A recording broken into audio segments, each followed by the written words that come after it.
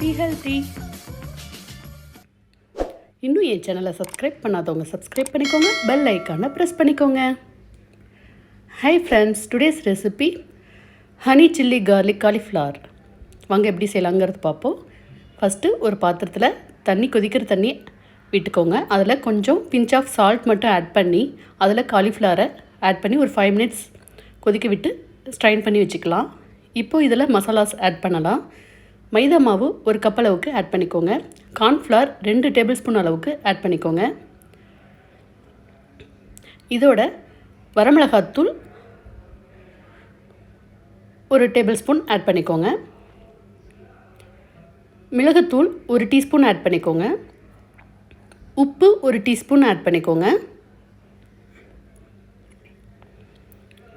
இந்த மசாலா எல்லாமே நல்லா மிக்ஸ் பண்ணிக்கலாம். தண்ணி பார்த்திங்கன்னா ஒரு 1/4 glass அளவுக்கு மட்டும் ஆட் பண்ணால் போதும்.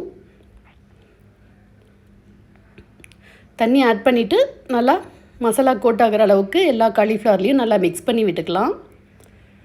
இது வந்து பார்த்திங்கன்னா ஸ்நாக்ஸ் டைம்லேயும் யூஸ் பண்ணிக்கலாம்.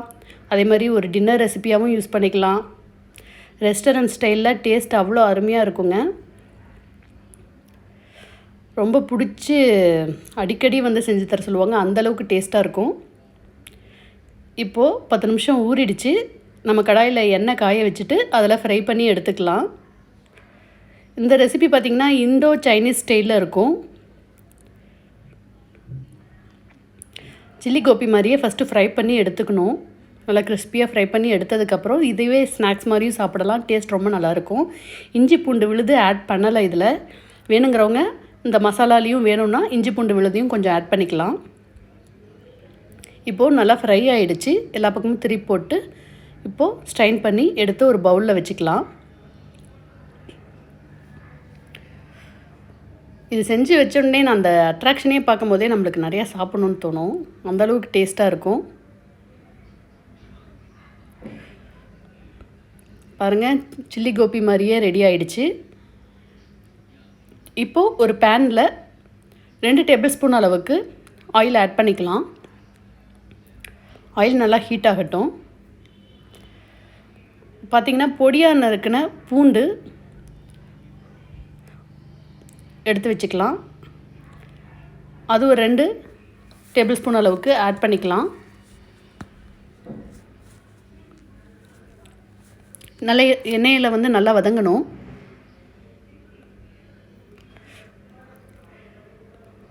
அந்த ரா ஃப்ளேவர் போனதுக்கப்புறமா மற்ற இன்க்ரீடியன்ட் வரிசையாக ஆட் பண்ணிடலாம்.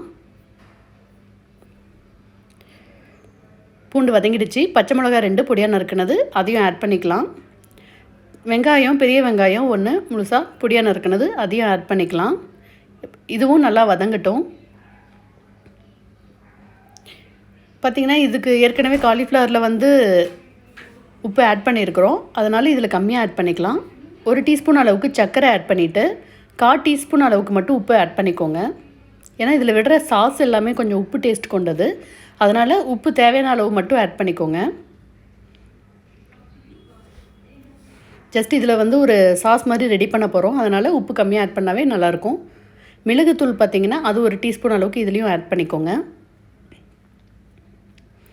இதில் ஸ்பைஸியாக வேணுங்கிறவங்க அந்த சில்லி பேஸ்ட் அதிகமாக ஆட் பண்ணிக்கலாம். இல்லை கொஞ்சம் ஸ்வீட் அண்ட் ஸ்பைசி லிட்டிலாக இருக்கணும் அப்படிங்கிறவங்க அந்த சில்லி பேஸ்ட் வந்து கம்மியாக ஆட் பண்ணிக்கணும்.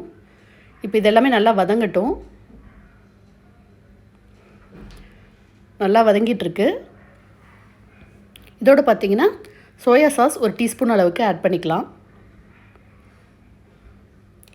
சில்லி சாஸ் 1 teaspoon அளவுக்கு ஆட் பண்ணிக்கலாம். சில்லி சாஸ் பார்த்திங்கன்னா கூட நான் வீட்டிலே ரெடி பண்ணது தான். நல்லா சுடு தண்ணியில் வந்து வரமிளகா கொதிக்க வச்சுட்டு அதில் வந்து பூண்டும் இந்த சில்லியும் வெந்ததுக்கு அப்புறமா சில்லி மட்டும் வேக வச்சுக்கணும். பூண்டு ராவாவே போட்டுக்கலாம். ரெண்டத்தையும் நல்லா பேஸ்ட்டாக அரைச்சி கொஞ்சோண்டு வினிகர் ஆட் பண்ணிட்டிங்கன்னா அவ்வளோதாங்க, சில்லி சாஸ் ரெடி. நம்மளுக்கு லிக்விட் பதமாக வேணும்னா கொஞ்சம் லிக்விடாக போட்டு அரைச்சிக்கலாம். பேஸ்ட் மாதிரி வேணும்னா பேஸ்ட்டாக வச்சுக்கலாம். ஃப்ரைட் ரைஸ், மஞ்சூரியன் இது மாதிரி எதுக்கு ஆட் பண்ணவும் யூஸ் ஆகும். அதே மாதிரி டொமேட்டோ சாஸும் 1 teaspoon அளவுக்கு ஆட் பண்ணிக்கோங்க. இப்போ இதுவும் நல்லா மிக்ஸ் ஆகட்டும். நல்லா வதக்கிக்கலாம். அதே மாதிரி மிதமான தீயிலே போட்டு எல்லாத்தையும் வதக்கிக்கோங்க.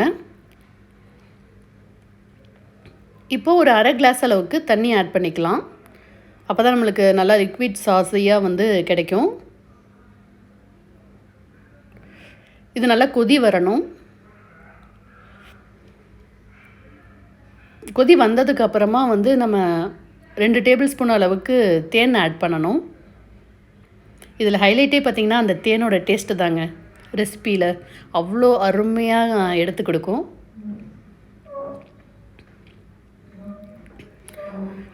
ரெண்டு டேபிள் ஸ்பூன் ஹனி ஆட் பண்ணதுக்கப்புறம் நல்லா மிக்ஸ் பண்ணிக்கோங்க.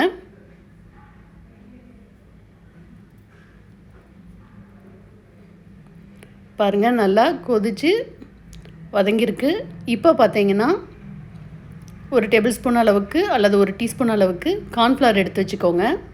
அதில் தண்ணி ஆட் பண்ணி நல்லா மிக்ஸ் பண்ணிக்கோங்க. உங்களுக்கு இது வந்து ட்ரையாக வேணுங்கிறவங்க கார்ன்ஃப்ளவர் ஒரு டீஸ்பூன் அளவுக்கு போட்டுக்கோங்க. இல்லை கொஞ்சம் செமியாக வேணும் லிக்விட் மாதிரி லைட்டாக அப்படின்னா ஒரு டேபிள் ஸ்பூன் அளவுக்கு ஆட் பண்ணி நல்லா தண்ணி மிக்ஸ் பண்ணிவிட்டு அதில் கரைச்சி விட்டு ஆட் பண்ணிக்கோங்க. இப்போ இதுவும் வந்து ரா ஃப்ளேவர், அந்த கார்ன்ஃப்ளவரோட ரா ஃப்ளேவர் போகணும். இப்போ பார்த்தீங்கன்னா கார்ன்ஃப்ளவர் போட்டதுக்கப்புறம் லோ ஃப்ளேமில் வச்சுக்கோங்க. நல்லா திக்காக பேஸ்ட் மாதிரி கொண்டு வந்துடும். இந்த டைமில் பார்த்தீங்கன்னா ஒரு அரை கிளாஸ் டு 1 கிளாஸ் அளவுக்கு தண்ணி ஆட் பண்ணிக்கலாம். நம்மளுக்கு எந்த அளவுக்கு காலிஃப்ளவர் இருக்கோ அதுக்கு தேவையான மாதிரி தான். நான் இன்றைக்கி ஒரு முழு காலிஃப்ளவர் வந்து ஃப்ரை பண்ணி வச்சுருக்கேன். கொதி வந்ததுக்கப்புறமா அந்த ஃப்ரை பண்ண காலிஃப்ளவரை ஆட் பண்ணிடலாம்.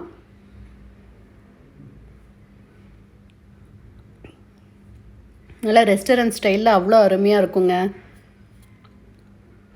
ஈவினிங் ஸ்நாக்ஸ் இல்லை லஞ்ச் பாக்ஸ் ஸ்நாக்ஸ் ரெசிபியாக கூட கொடுத்து அனுப்பலாம். நல்லா மிக்ஸ் பண்ணிக்கோங்க. இப்போ அந்த சாஸ் எல்லாமே வந்து காலிஃப்ளவரில் நல்லா மிக்ஸ் ஆகணும்.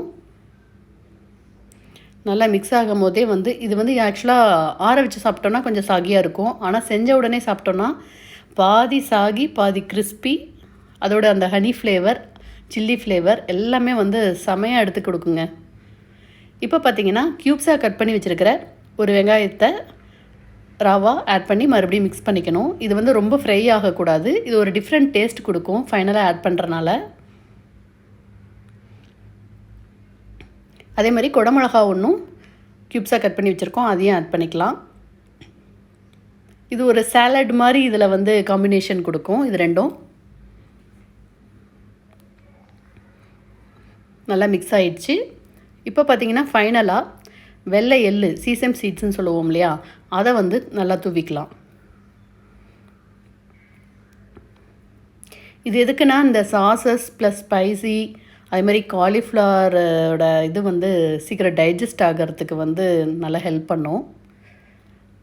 அதிகமாக வந்து ஒரு கார்னிஷ்க்குன்னு நினச்சிக்குவாங்க. இது கார்னிஷ்க்குன்னு கிடையாது. நல்லா டைஜஷன் ஈஸியாக ஆகணுங்கிறதுக்கு தான் இதில் எள்ளு போடுறது.